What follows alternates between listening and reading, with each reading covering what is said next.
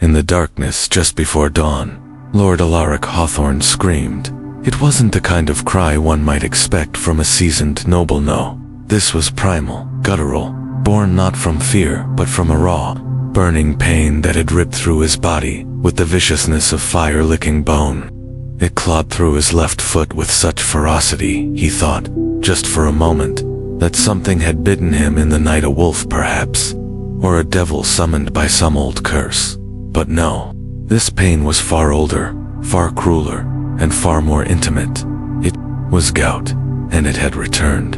The year was 1401. Outside, the hills of Cotswolds lay buried beneath a thin blanket of early spring frost. The manor at Elmhurst Keep stood proud, rising from the cold earth like a monument to power, privilege, and lineage. Generations of Hawthornes had ruled these lands, lords of commerce, politics, and war. Men who fought in armor, negotiated with dukes, and dined beside kings.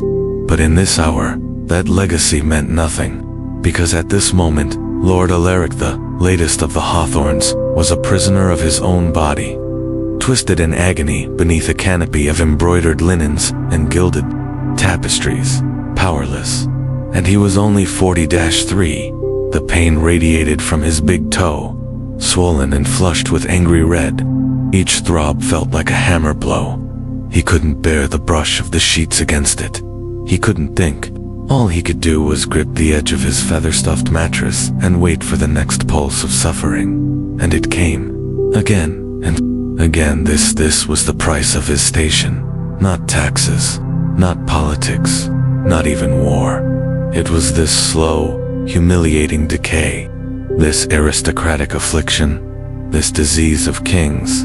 And the irony wasn't lost on him. He had built his life on control, on composure, on the expectation that men like him ruled while others toiled.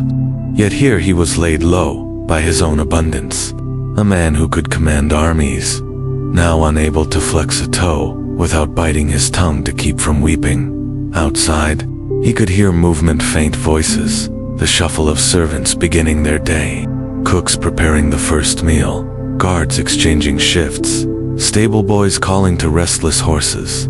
They were already working, while he, lord of the manor, could not even stand.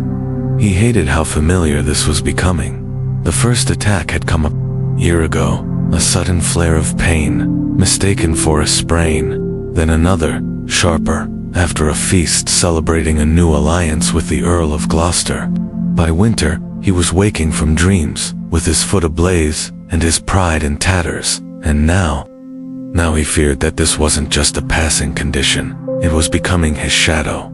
A knock came at the chamber door. "My lord," came the voice of Benedict, his steward, cautious, polished, the tone of a man who knew too well the indignity that waited behind that door. Alaric grunted. "Enter." Benedict slipped inside, holding a silver candelabrum, his eyes trained to observe without judgment, flicked to the foot, then to Alaric's pale face. "Shall I summon healer Agnes?" "Yes," Alaric rasped. "Now." Benedict bowed. "Right away, my lord." And with that, the man vanished into the corridor, leaving Alaric alone with his shame.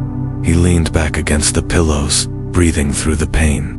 The fire in his foot was merciless, but the fire in his heart, that one burned colder. He remembered what his father used to say, "A man's strength is measured by what he can endure without complaint."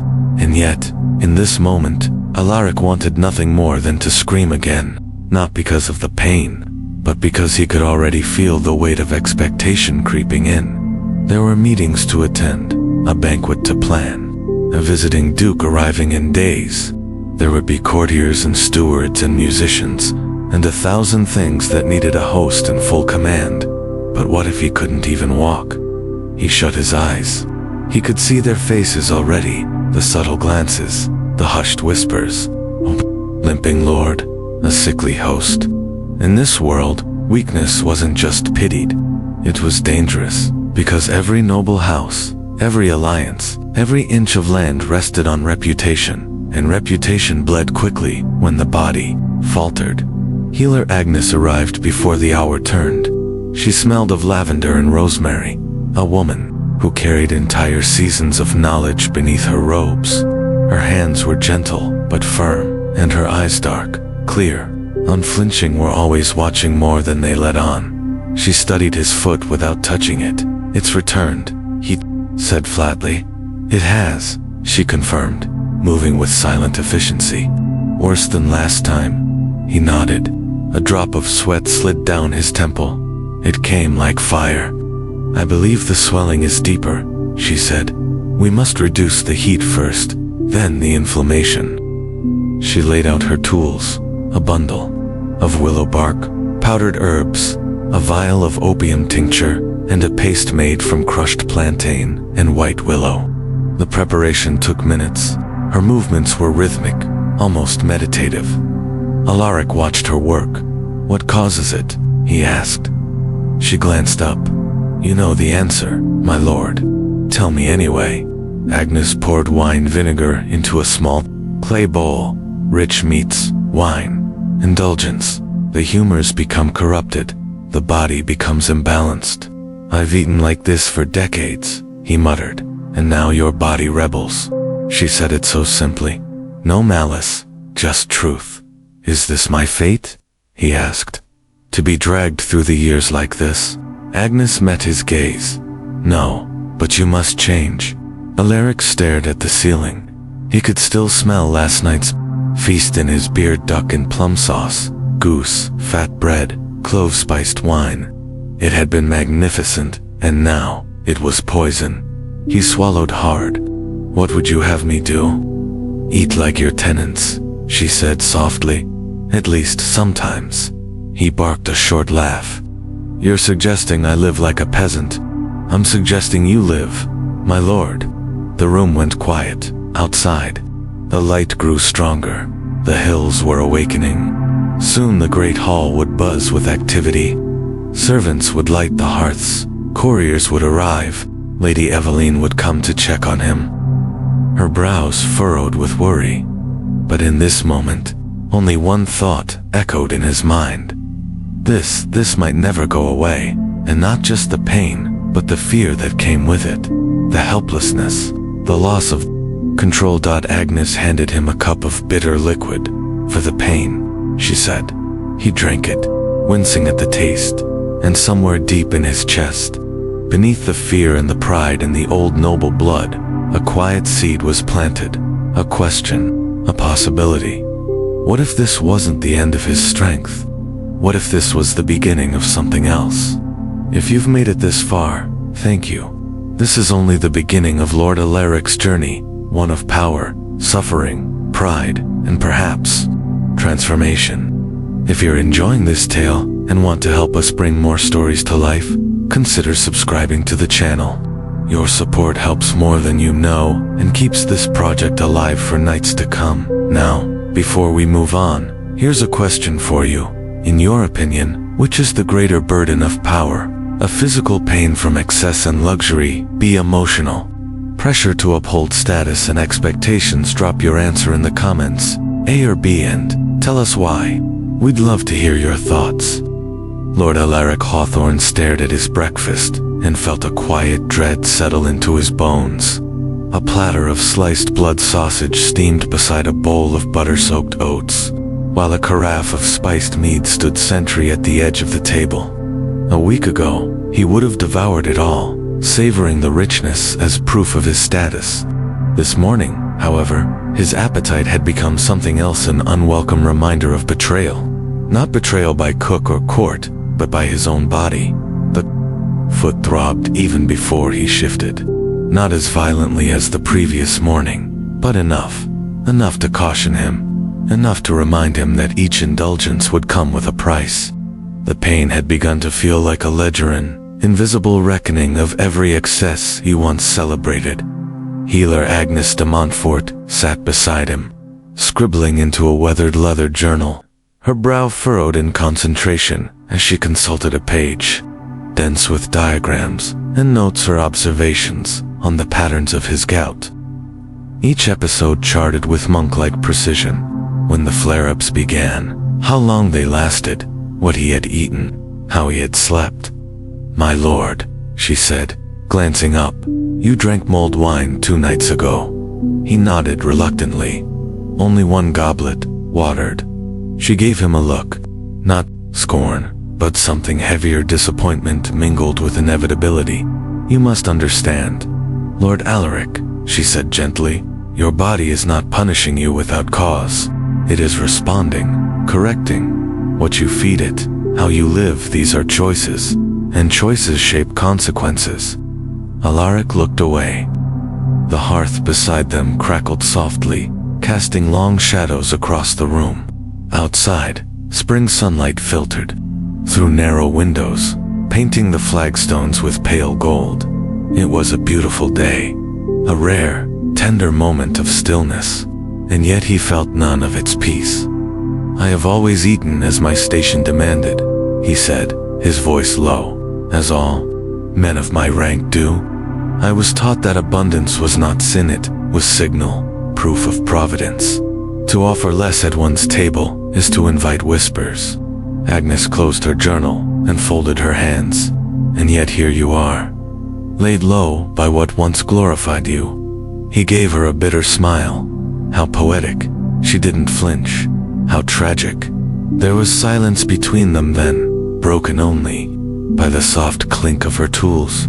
She began grinding willow bark with mint and thyme, preparing a new poultice for the swelling.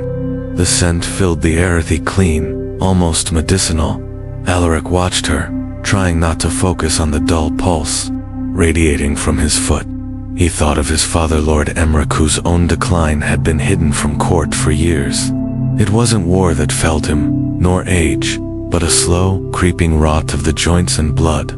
Alaric had been told it was the curse of the strong. Now, he wondered if it had simply been the cost of unchecked pleasure. "I remember," he said aloud, "when I was a child, we visited Viscount Rourke.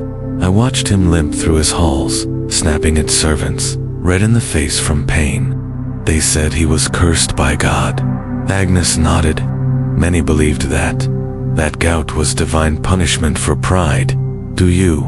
She paused, mortar in hand. "I believe pain is a message, not punishment, but it does not whisper, it shouts, and we are fools if we do not listen." He turned that over in his mind. Was his body shouting at him, demanding change, or simply failing under the weight of years lived as expected, no, as demanded by his position? Later that day, as he sat in the solar with Lady Eveline, they shared a silent meal. No meats, no wine, just broth, bread, and apples dried from the cellar. She didn't comment on the change, nor ask questions. She simply sat with him, and in her quiet was something rare, acceptance. "Agnes says you're improving," she said after a while. "I'm not sure improvement is the right word," Alaric replied. "More like awareness." She reached for his hand. "That may be more valuable." He looked at her. "Have I been foolish?" "No more than the world allowed you to be," she said gently. "You were raised to believe that power is proof, that more means better, but you're not that man anymore." "And what am I now?" he asked. "A man who sees," she said. That night, long after the castle had gone to sleep, Alaric stood by the window of his chamber, leaning on a carved cane. The pain was there, but muted, manageable, a presence rather than a punishment. He could feel it, speaking to him now, not as an enemy, but as a reminder. The stars above Cotswolds were brilliant, cold and clear.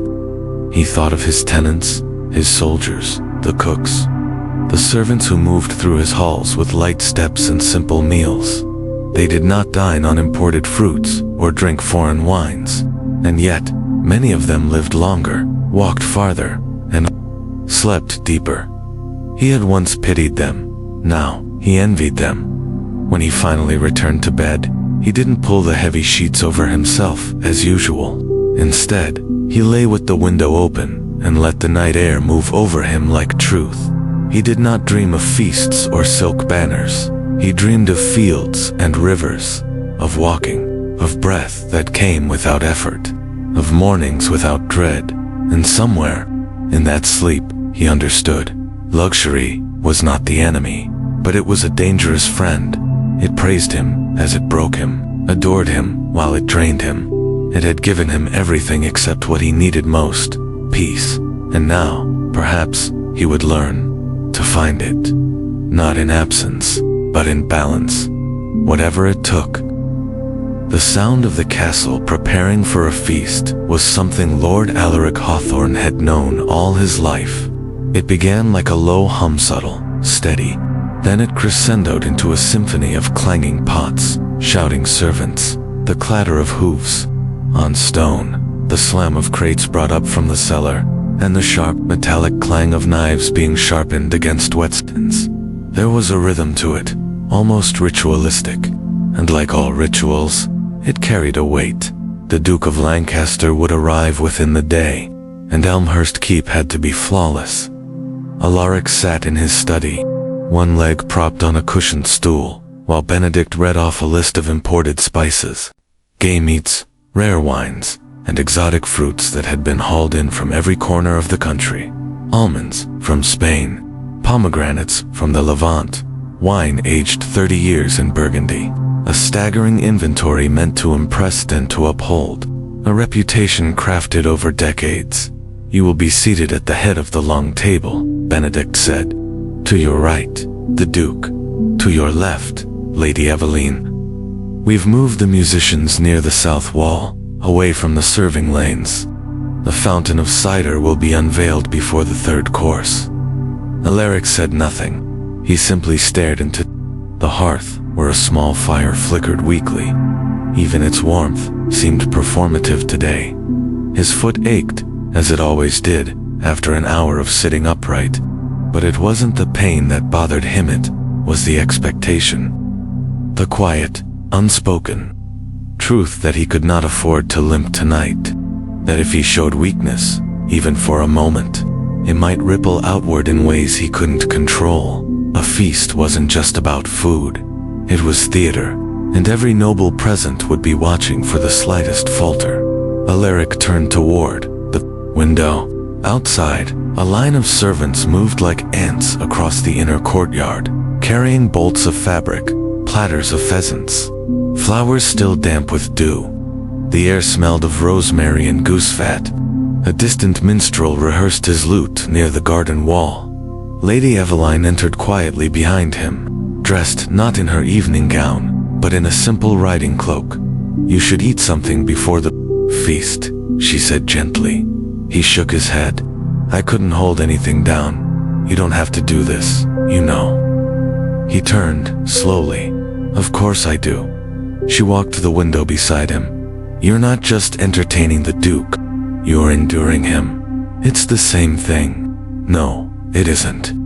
There was something in her voice, concern, yes, but also defiance. A reminder that his suffering had become too normal, that she had watched him fade, one feast at a time, and had grown tired of seeing the man she married swallowed by obligations. He no longer believed in. "I cannot offend the Duke," he said. "He is the crown's shadow in this region.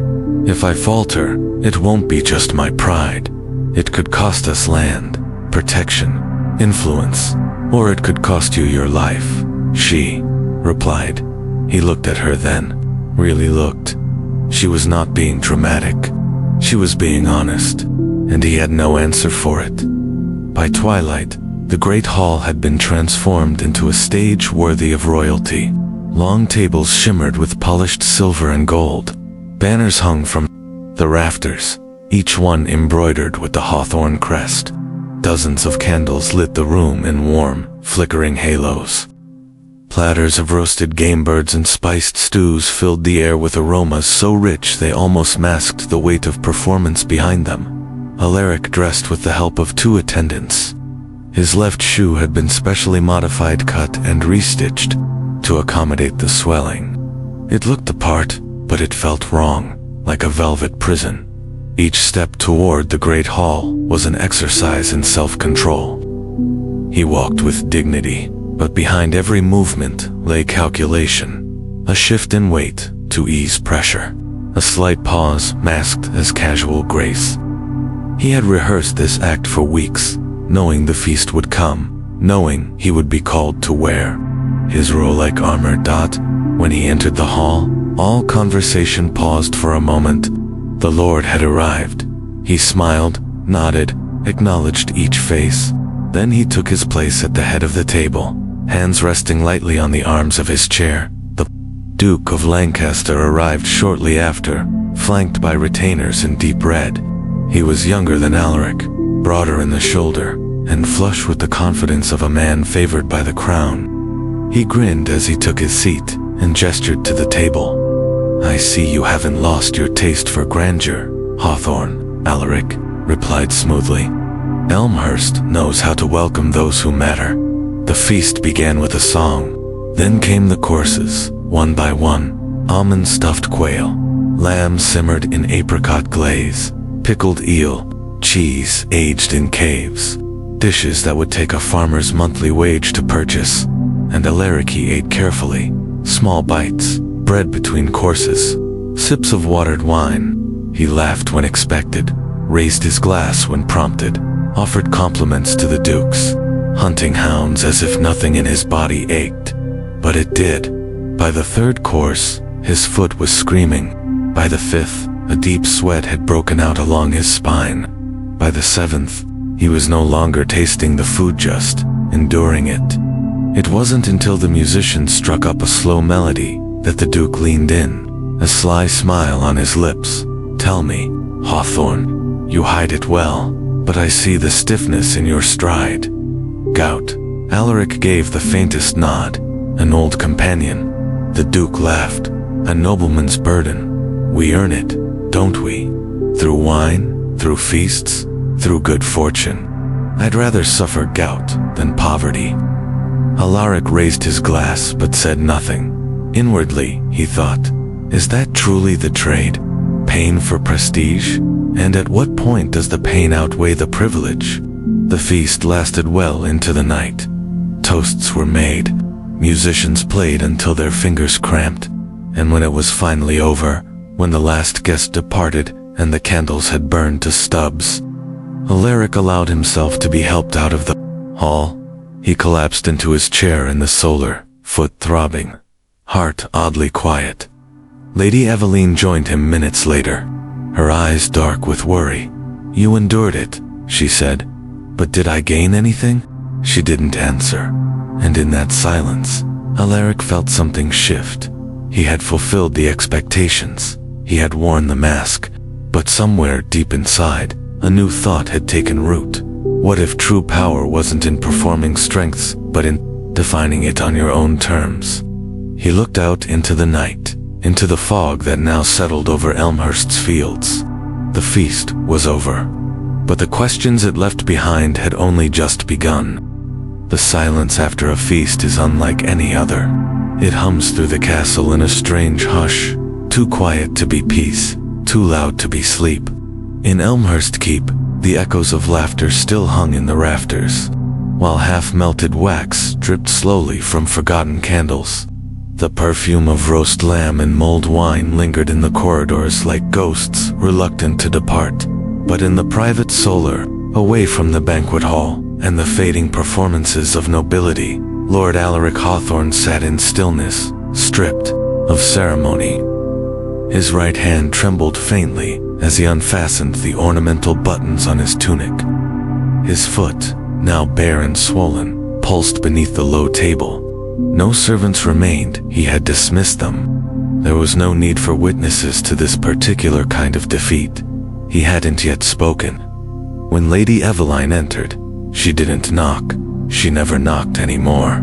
It was not out of disrespect, but rather a kind of sacred understanding between two people who had long since shed the formality of marriage in favor of something deeper, something wordless. She carried a bowl wrapped in linen. The faint aroma of barley and herbs wafted toward him as she placed it gently on the table beside him. "You didn't eat much," she said. Her voice wasn't accusatory. "It never was," Alaric shook his head. "I couldn't stomach it. My body has grown wise enough to resist what my pride cannot. She sat beside him without a word, her hands resting softly in her lap. For a while, neither spoke. The only sounds were the hiss of embers in the hearth and the muted cry of a night bird beyond the shutters. "You remember when we first came to Elmhurst?" she said at last. "I was barely 20. You were still impossibly full of fire." Alaric chuckled dryly. "And you always the firekeeper, never the flame." She smiled at that. "You were always chasing something then. Power, recognition, legacy. It was all wrapped up in how loud your halls sounded at night. How many courses you could serve without repeating a flavor. I thought that's what being a lord meant. It's what they told you it meant." Alaric glanced at her. "And you? What did you think it meant?" She looked into the hearth, as though it held the answer. "I thought it meant I had married a man who would grow into his strength, not shrink beneath the weight of it." The words weren't cruel. They were quiet, like the brush of wind over old stone. But they landed with precision. Alaric leaned back in his chair. The pressure in his foot had dulled to a familiar Oculus fire, more presence, but in his chest, something deeper twisted. He remembered their first winters in the keep nights, spent by candlelight, playing music, sharing bread and stories. Before the politics, before the pageantry, before his name had become currency. "I was afraid," he said softly. "Afraid that if I stopped performing, I would disappear." "Into what?" Eveline asked. "Into silence, into irrelevance, into the kind of man nobles whisper about as being past his edge." She turned toward him, eyes steady. "But what if silence isn't absence? What if it's clarity?" He blinked. "You've been running from stillness for years, Alaric," she said, "chasing noise, comfort, grandeur, all the things they told you would protect you. But look, where you are now. You're still here, you're still you, and the only thing calling you to change is truth." He said nothing. He couldn't, so she stood, walked to the windows, opened the shutters. Moonlight spilled into the room, bathing the tapestries in stone and soft silver. From the fields below, the scent of damp earth rose with the night air. It was the smell of growing things, of old life returning. Eveline turned back to him. "You've always had a strong heart, my love, but strength is not just how long you can endure pain. Sometimes, it's in knowing when to stop inviting it." Alaric closed his eyes. Her voice came again, softer now. "You don't need to prove anything anymore. Not to them, not even to me, but you do owe something to yourself." He opened his eyes slowly. "And what is that?" "Peace," she said. "Whatever form it takes, even if it looks like porridge instead of pork." A laugh broke from him, genuine this time. It hurt his ribs. She walked back over, pressed a kiss to his forehead, and picked up the bowl again. "Eat," she said. "Let your body trust you again." He took it. And that night, Lord Alaric Hawthorne did not drink wine, or weigh alliances, or count the number of peacocks needed for the next banquet. He sat in the quiet. He listened to his wife. He let his body speak, and for the first time in years, he responded with gentleness. When the fire burned low, Eveline remained beside him, not as a symbol of his wealth, nor a fixture of courtly grace, but as the only soul in the keep who saw past the mask and in the flicker of dying light. With barley on his tongue and humility in his heart, Alaric finally began to understand. Legacy is not forged in gold or echoed in applause. Sometimes it starts in silence. With the wisdom of a woman who speaks softly, it moves the world. The fire started in the black of night. It spread quickly, ravenous, leaping from thatched roof to thatched roof like a beast, with no master. By the time the watchman at Elmhurst spotted the glow rising over the eastern slope, 3 cottages had already been reduced to charred skeletons, and the 4th was collapsing in a hush of smoke and ember. The bells rang out just past midnight.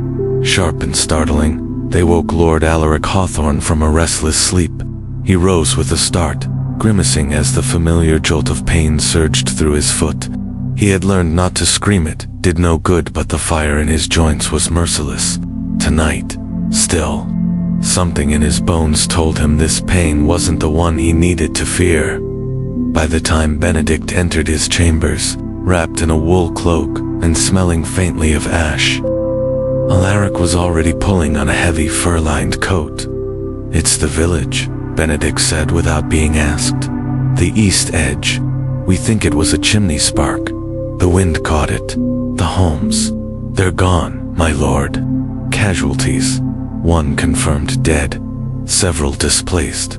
They're sheltering in the old grain barn. Cold, but dry." Alaric limped forward, waving off his steward's silent offer to fetch a litter. "I'm riding down. Ready the horse." Benedict hesitated. "The ground is frozen." "You shouldn't strain your foot," I said. "Ready the horse." Minutes later, Alaric rode through the castle gates beneath a sky smeared with gray. Ash still floated in the air, soft as snow, clinging to his gloves and beard. The wind bit at his face, and every hoofbeat jarred his joints like hammer on stone.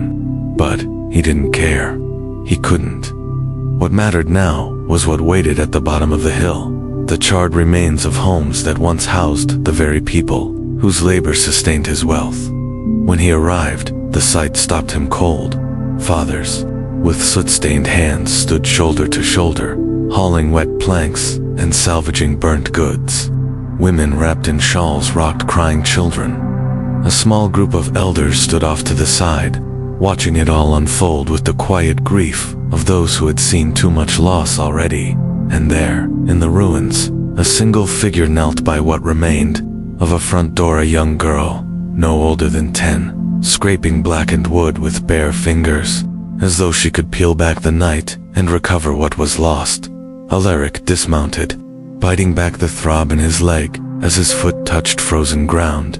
All eyes turned toward him. Not with reverence, not even with expectation, just ... awareness. The lord of the manor had arrived. He didn't speak immediately.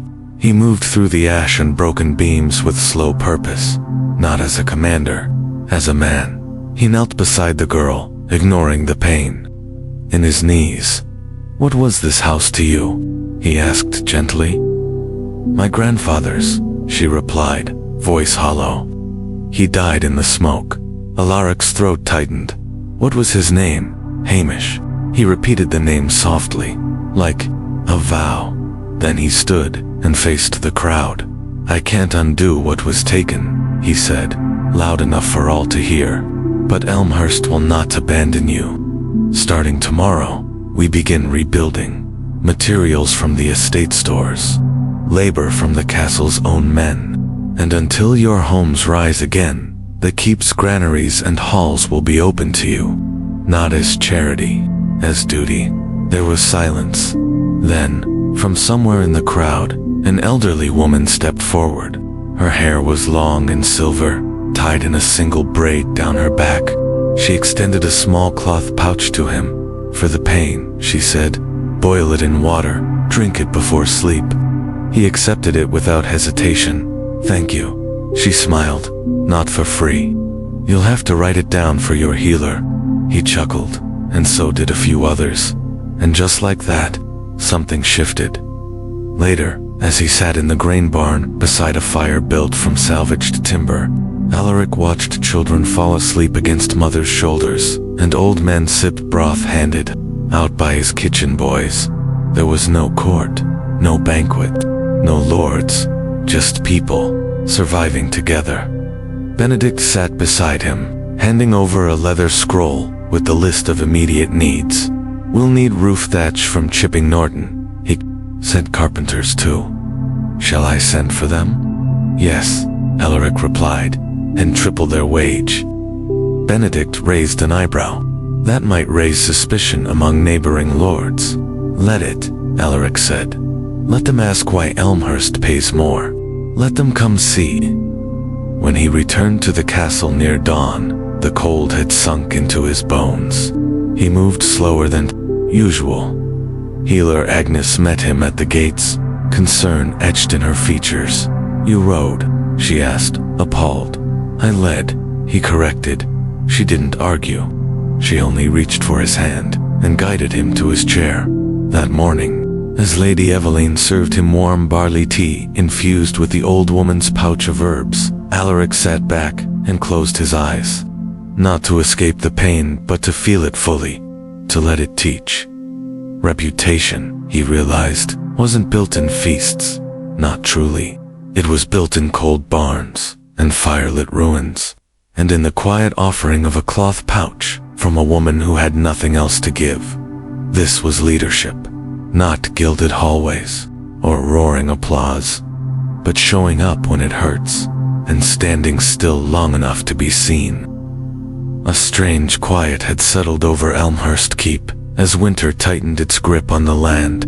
The courtyard lay under a quilt of snow, and ice gleamed across the battlements like a promise and a warning. From his private solar, Lord Alaric Hawthorne watched disciplined lines of servants haul firewood, patches of frozen earth waiting beneath planks crudely laid for safer passage. Winter tests everything it strips pretense away, leaves raw needs exposed. For Alaric, it would become more than a passing test. It would be a turning point. He awoke before dawn one morning, the winds howled through arrow slits reminding him that privilege offered no immunity to nature. The pain was there, as always. His foot had stiffened overnight, betraying him with a familiar ache. He breathed deeply, closing his eyes. In the weeks since the village fire, a weight had shifted. Ash and ember, mother's pouch, shared labor. It had shown him something deeper than prestige, solidarity. He donned layers, woolen shirt, embroidered tunic, thick hose, fur-lined cloak. Each garment felt heavier this day, but less like armor, and more like purpose. He found Benedict in the courtyard at first light. "My lord," the steward said, Hatsil eyes full of cautious optimism. "The granaries are stocked. The repairs will begin on Wednesday. The chapel. It is filled for the midwinter prayers." Alaric nodded toward the cold. "We should walk." So they did. Each step along the gravel paths was slow, deliberate, but steady. His cane, carved with the Hawthorne emblem, tapped like a heartbeat on the flagstones. Snow drifted between his boots, breath curled in icy clouds. The wind carried the scent of warming fires beyond the dome of the north stables. They reached the stables and stopped. The horses stamped on straw, flared nostrils steaming. Alaric ran gloved fingers along the flank of his chestnut mare. "Willow," he breathed in her warmth. "She saved my life after the fire," he said softly, more to himself than to Benedict. "She never failed me." Benedict nodded. "She won't." They continued deeper into the courtyard, past workshops where blacksmiths and carpenters worked heated metal and wood against frost. Inside the forge, embers glowed orange, sparks dancing like fireflies. A burly smith paused, nodded. "Morning, my lord." Morning, indeed. This felt like a sacred dawn, not one defined by banners and guests, but by purpose, by labor, by presence. Alaric thought of Rowan, his son, and how detached the boy had seemed at first. Forced to help distribute firewood had chafed his pride, but then, after peeling husky hands apart and offering chunks of wood to elders, Rowan had grown more. He'd looked up at his father, not with expectation, but recognition. Alaric's heart clenched at the memory. They reached the northern fields, brown and brittle under snow, but not lifeless. Cattle huddled beneath a windbreak of evergreens. Chickens clustered in coops. Even here, the land whispered that life persisted. Alaric stopped, turned to Benedict. "We ride tomorrow." "To Oakley?" Benedict asked, surprised. Alaric had delegated that later to his bailiff. "Yes, I need to see our eastern woodland. Check on timber for reconstruction." inspect the winter flocks. Benedict hesitated. It may be taxing, my lord. He put a steady hand on the steward's arm. This body may falter, but it won't fail. That afternoon, he called Rowan to his study. At 15, he was growing tall, but his gait still uncertain around matters of lordship and heavy responsibility. Yet today, he stood with shoulders squared, robes new but simple. Tomorrow, you ride with me to Oakley, Alaric said. There is more to ruling than speeches and ledgers. Rowan swallowed. Yes, father. Healer Agnes joined them, standing by the hearth. She held a small wooden box. We'll pack teas and poultices, she said. Hairline warming cloths, too. The cold can provoke an attack. Alaric nodded. We ride at dawn, together. That night, Alaric walked through the hall empty now except for drunken embers dead in their braziers, places once set for feasts. A flute half forgotten on a pew. He realized how little he missed the sound of clatter. He felt more drawn to the pulse of dawn. He woke before first light the next day and found Rowan already dressed. Agnes handed each of them a thermos filled with warm broth and rosemary tea. Lord Hawthorne's hand trembled as he accepted it not from weakness, but from anticipation. Outside, horse-drawn sleigh stood ready, blankets piled high. The snow squeaked underfoot. As they mounted, Lady Eveline watched from above, her face quieter now, softer. She offered Aneda a gift of strength. They rode silently through ghostly woods, pines thick with frost, limbs bent low, ice chinking softly. Alaric tracked Rowan, at times glancing back to make sure the boy kept pace. Their breaths synchronized. Embers danced in their wake. At midday, they reached Oakley's woodland, where carpenters felled straight-trunked oaks. The smell of pine resin was sharp in the cold air. A group of laborers paused their work to greet them. Alaric dismounted and stood, his cane planted in the snow. Will Rowan help? He asked. The lead woodsman shrugged. If he can carry his own, my lord. Alaric nodded. Rowan stepped forward. A heavy sack was handed to him. He visible in his arms, eyes steady. Without flinching, he rose. Good, Alaric said. Walk with him. As Rowan carried his load away, the woodsman placed a hand on Alaric's shoulder. He's a good boy, he said. Alaric swallowed. So I was once, he whispered. The day wore on, cold and kind. Each man, noble or laborer, worked together toward a shared purpose, albeit layered. Yet it was their unity and effort that stayed with Alaric most. No feast, no banner, just shared sweat and speech and snow. That evening, they returned to Elmhurst by lantern light. Alaric's foot cried out with each step, but he lifted his chin. He had walked. He had watched his son walk. He had seen hope in labor, not in acclaim. Inside the solar. He found the previous day's oak hearth, alive with flame and Agnes waiting. She pressed a warming cloth to his foot. How do you feel? She asked softly. Alive, he said softly, and tired. She examined the swelling. This will ease. The strain is natural. The body was made to move, not to sit. My body forgot that, he admitted. She smiled. And now you remember. Rowan patted in behind her. He looked first at his father's face, then at the warming cloth, then at the fire. Something older fell across him, a sense of connection. He stepped forward. I'm honored to ride with you, father, he said, and to learn how to rule, not by might, but by purpose. Alaric stood. He placed a hand on Rowan's shoulder, proud. Then we will ride together again when spring comes. In that moment, something shifted in the room, more than just a tidal passing. The torch, heavy though it might be, had found its successor.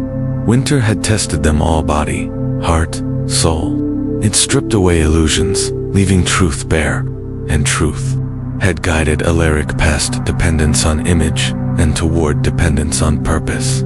He sat by the hearth, foot warmed, heart heavy and light, all at once. He thought of the villages, of rebuilt homes and shared labor, of a son no longer distant but present, and of a legacy that might not be built on feasts or bannered grandeur, but on shared resilience and earned humility. Winter had tested his flesh and found him human, but in that humanness, he discovered something stronger than stature. He found meaning. The thaw came late that year. Snow melted in slow patches, revealing brown earth and soggy stone. Streams, long silenced by frost, murmured to life. The world outside Elmhurst keeps softened under the return of light, and yet something in Lord Alaric Hawthorne remained sharpened by winter. It was Rowan who suggested the journey. They were seated beside the eastern window, overlooking the grazing hills, when the boy, barely a man but already bearing the weight of insight, had asked, "What lies beyond our borders?" "Not the map, father, but the people." Alaric had paused, the question hanging like mist, and it struck him that while he'd once traveled frequently in his youth, the last several years had trapped him in a gilded circle of repetition. Castle, feast, estate, ledger. He knew his tenants by title, his allies by letters, but faces, stories, the human heartbeat beneath his lordship, he had forgotten. They departed a week later, under skies the color of soft pewter. Not a royal procession, no banners, no trumpets, just 2 horses, light supplies, and a third rider, healer Agnes, who insisted on joining in case the strain proved too much. "We'll go north," Alaric said, "toward Broadcombe, past the old monastery ruins. I want to see the places where my writ still carries weight if it ever truly did." They rode slowly. Alaric's joints ached, but he masked it well. The rhythm of hooves, the creak of saddle leather, the smell of thawing pine, these grounded him more than any palace stone ever had. The first village was modest, set beside a fast-moving brook. Children darted barefoot between puddles. A bent man sold carved trinkets beside a woman spinning wool. At first, their arrivals stirred tension.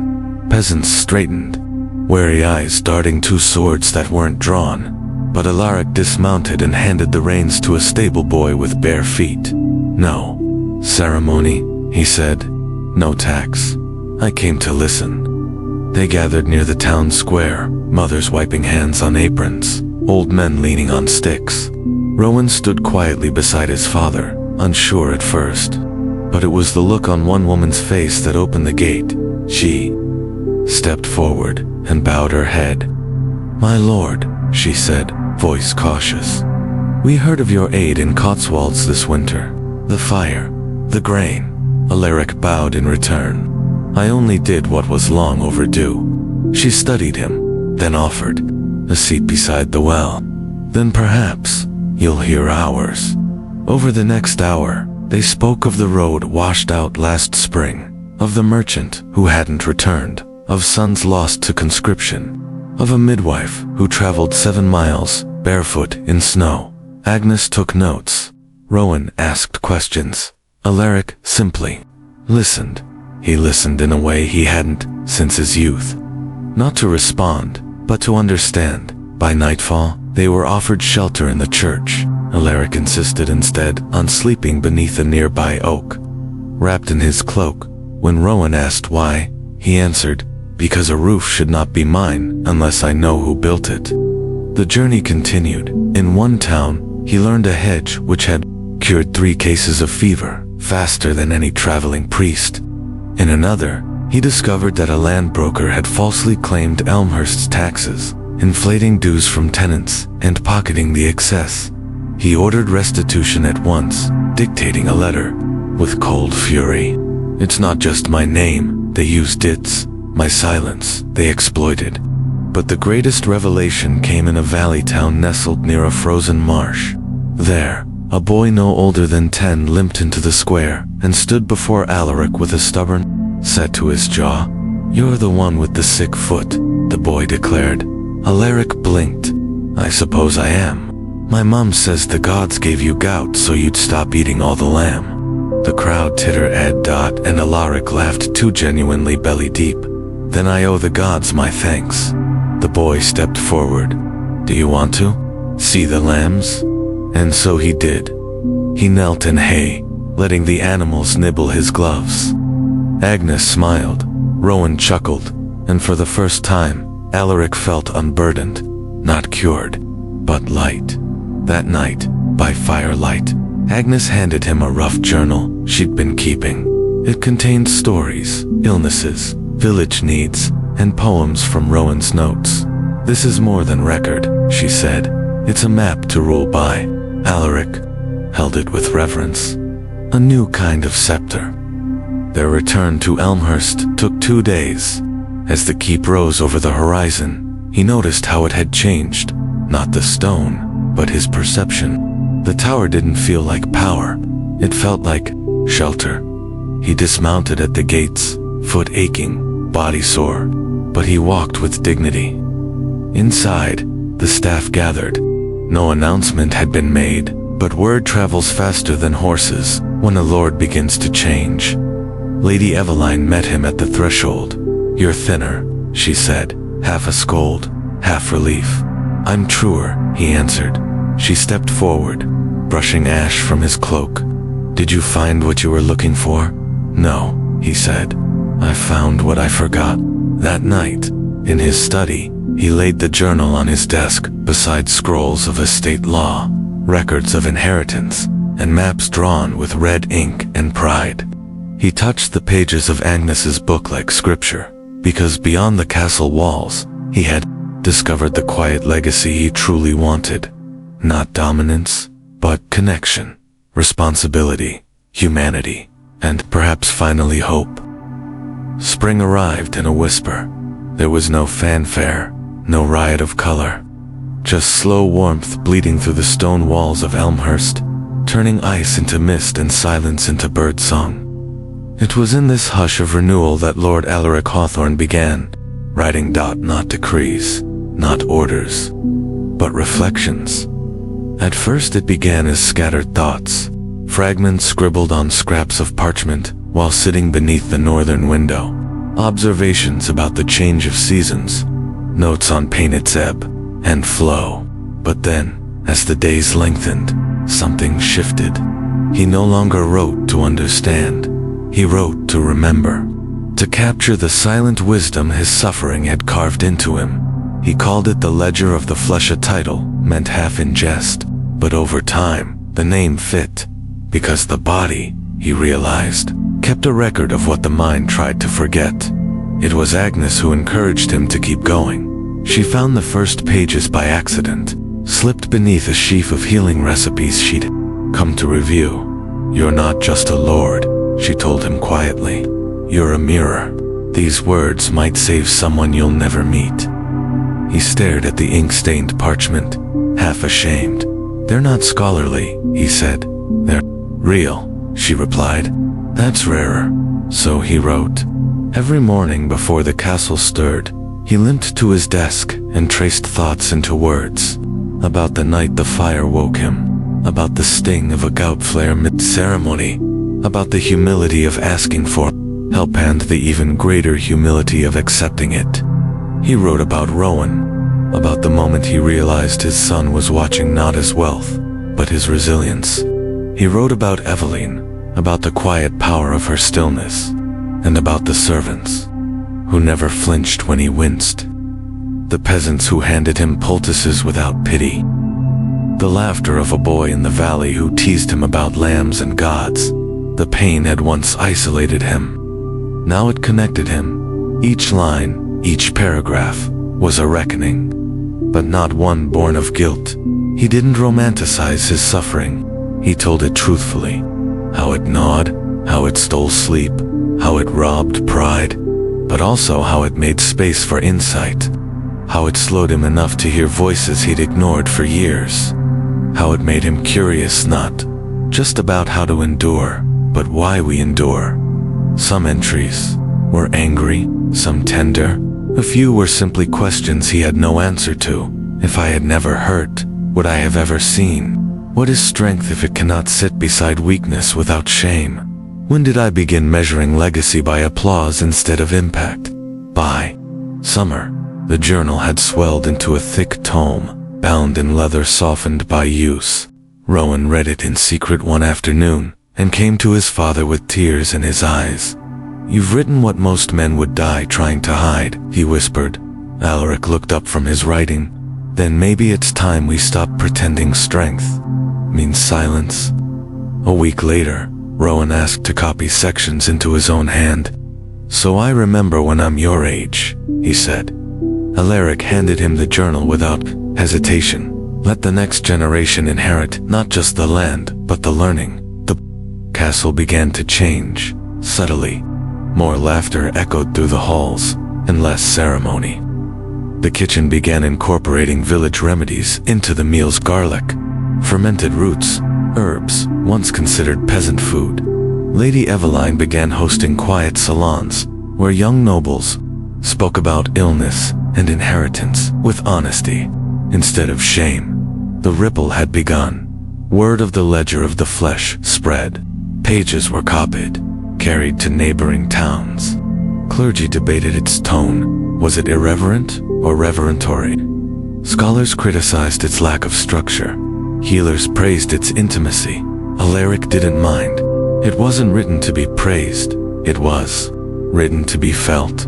One morning, a visitor arrived from a distant estate, an aging baron who suffered from the same affliction. He knelt before Alaric, tears in his eyes. "Your words gave me permission to speak of what I've hidden for decades." Alaric lifted him to his feet. "Then let us never kneel to silence again." That night, alone in the study, Alaric sat by the open window, the summer wind rustling pages left on the desk. Pain pulsed faintly in his joints, but it no longer commanded him. It had become a quiet companion, a teacher who had taken too much, then returned tenfold in wisdom. He traced a final line in his journal. "Pain breaks the illusion of control, but from its ashes, we choose what to build next." He closed the book, and for the first time in many years, he felt whole, not despite his pain, but because of what it had revealed. Not a lord who endured, but a man who understood. The scent of late summer drifted through the open windows of Elmhurst Keep's sun-warmed hay. Crushed thyme beneath boot heels, a hint of lavender drying in the kitchens. Lord Alaric Hawthorne stood alone in the courtyard, cane planted beside him, watching the golden light stretch across the stones like a blessing. He was older now, not just in years, but in truth. His gait was slower, more deliberate. The pain still came and went, but he no longer feared it. He welcomed it, even as a signal that he was still present in this body, still learning, still alive. He no longer tried to outpace his legacy. He walked inside it. The world within his walls had changed. It hadn't happened overnight, but it had happened. His people no longer whispered about the Lord with the sick foot. They spoke of the man who rode to burning villages, of the steward who wrote late into the night, of the father who sat beside peasants in the church pews and asked more questions than he answered. Legacy, he had come to understand, was not written in stone statues or the clanging of goblets. It lived in smaller echoes, the warmth of a shared fire, a name spoken with gentleness, a story passed on in the voice of a child. It lived in Rowan. Alaric watched him now from across the green, training with the younger knights. He was taller than Alaric had ever been, and stronger, too. But more than that, there was a groundedness in him that had not existed before. Rowan didn't lead with dominance. He led with presence. He listened as much as he instructed. And in those quiet moments, Alaric saw his own hard-earned lessons living on in another body. One evening, as the sun dipped low, Rowan approached him. "They've asked me to speak at the midsummer gathering," he said, a little hesitant, "to share what it means to inherit." Alaric smiled, gesturing toward the bench beside him.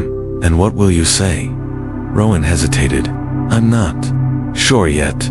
I don't want to repeat what others have said before. I want it to be honest." Alaric looked out toward the horizon. where hills rolled gently into golden shadow. Then tell them what you've seen, he said. Tell them what you've carried and what you've chosen to set down. Rowan nodded. Will you be there? Alaric smiled softly. I'll be in the crowd, like everyone else.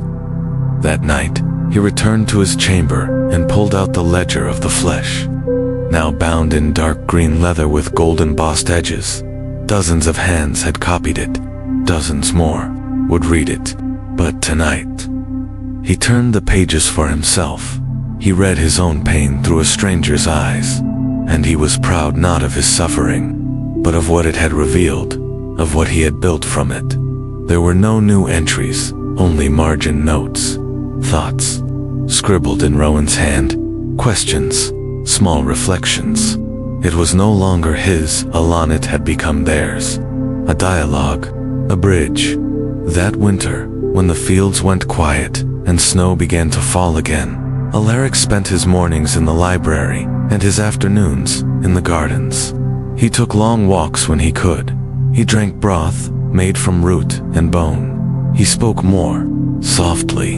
He listened longer, and sometimes he simply sat watching smoke curl from chimneys and light pool on the faces of servants and kin. His time of command had passed, but his time of meaning had only deepened. When spring returned again, so too did visitors, scholars, nobles, healers, even former adversaries. They came not for alliances, but for perspective, for conversation, for answers to questions they hadn't known how to ask, and Alaric welcomed them all not with posture, but with stillness.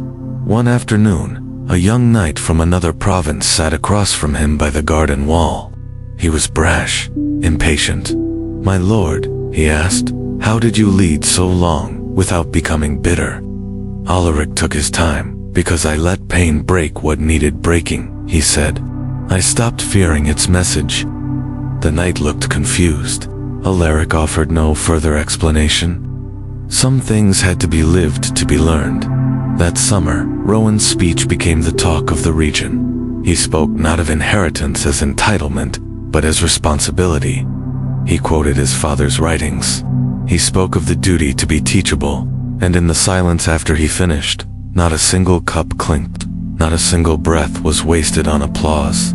There was only reverence. Later that evening, Rowan found Alaric watching the stars from the castle wall. They listened, Rowan said. Alaric nodded. They heard. The two stood side by side, not as lord and heir, but as two men tied by a thread deeper than blood. That night, Alaric returned to his chamber and sat with Eveline, the woman who had spoken his truth before he could name it. They said little. They didn't need to. He held her hand and breathed in the lavender rising from the hearth. When sleep finally took him, it came gently. No dreams, no dread, just peace. And somewhere, in the silence of the keep, a legacy continued, not in stone, but in memory, in presence, in wisdom passed on, and in the soft, enduring truth that the greatest thing he ever built was not the castle he ruled from, but the life he chose to live within it. Lord Alaric Hawthorne was once a man sculpted by tradition, draped in expectation, and encased in luxury, born into privilege, raised in a world where status was measured by the weight of your banquet table and the echo of your name in noble halls. He did what all men of his rank were trained to do. He performed, with grace, with calculation, with a perfection that left no room for pause. But legacy, as he would come to understand, is rarely shaped by the applause of others. It is born in the quiet moments, in pain, in confrontation, in humility. When we first met Alaric, he was at the height of his influence and the beginning of his unraveling. Gout, that so-called nobleman's curse, had begun to gnaw at his flesh. But it was more than an ailment, it was a message, a siren calling him back to the truth he had long buried beneath silk robes and silver goblets. The early signs were physical. The limp, the swelling, the winces masked with strained smiles. But beneath it all, the deeper ache was emotional. He had become a prisoner of his own image. Every feast, every alliance, every forced grin at a noble's jest was a link in a chain. He didn't realize he had forged himself. But Alaric did not break in bitterness. He bent toward wisdom, with the gentle counsel of healer Agnes and the unwavering strength of Lady Eveline. He began to see that power wasn't sustained by display, was nurtured in truth. The body, once ignored, became his teacher. Each flare of pain became a lesson in balance. Every sleepless night, an invitation to reflect, not retreat. He discovered that the true burden of wealth wasn't the gold on his ledger, but the silent debt he owed to those whose hands built the world he governed. And so he chose to change, not loudly, not with declarations carved into stone, but with actions quiet and steady. He rose from feasts to sit among peasants. He traded wine for tea, indulgence for inquiry. He ventured beyond castle walls to see the lives behind the taxes, the hearts behind the harvests. In those simple places, among people who had no reason to love him, he found the fragments of a man he had once hoped to be. He learned that humility does not weaken leadership, it strengthens it. He learned that a father's legacy is not written in land deeds, but in the way his son walks behind him. He learned that pain, while merciless in its arrival, can be merciful in its meaning. And he wrote, not just for himself, but for anyone afraid that to admit weakness was to forfeit strength. The ledger of the flesh was not a confession, it was a gift, a mirror, a testament to the fact that real wisdom grows not in grand halls, but in quiet reckoning. In the twilight of his life, Alaric did not crave more power. He did not chase relevance. He simply sat beside his wife, in the garden, watching the sun slip behind hills he had once conquered, but now simply cherished. His castle stood strong, but stronger still was the house he built within himself. And what can we take from this story? We live in a world today that still teaches us to perform, to curate the perfect image, to pursue success in numbers, in visibility, in noise. But Alaric's story reminds us that the richest lives are not the loudest. They are the most honest. It reminds us that our pain, be it physical, emotional, or existential, is not something to hide or run from. It is a compass. It points us to the places within that need gentleness, that call for growth, that beg for new definitions of what it means to be strong. It teaches us that leadership, whether in our careers, our families, or our friendships, is not about dominance, but about presence, about showing up when it's hard, about asking instead of assuming, about listening more than we speak. And perhaps most importantly, it teaches us that change is always possible, that no matter how deeply we are entrenched in our patterns, no matter how many years we have walked a certain path, there is always room to turn, to soften, to lead differently. So, as you return to your world with its emails and expectations, its joys and aches, ask yourself, what legacy are you building? Is it one of performance or presence? Are you chasing noise, or are you nurturing peace? And if pain has entered your life, in any form, could it be asking you not just to endure but to listen? Because like Alaric, you might find that the very thing you feared could become the very thing that frees you. Now, we'd love to hear from you. What part of Lord Alaric's journey resonated most deeply with you? Was there a moment that felt eerily familiar, or a lesson that challenged you? Let us know in the comments by sharing your answer to this question. What do you believe is more important to leave behind? Your image or your impact? Type A for image or B for impact. And tell us why. Your thoughts might just be the spark that inspires someone else today. And if this story moved you, helped you rest, or made you think more deeply about your own life, please consider subscribing to our channel. Your support gives us the fuel to keep creating powerful stories like this, blending history, humanity, and healing. Until next time, rest well, dream deeply, and remember, even in the quietest moments, your story is still being written.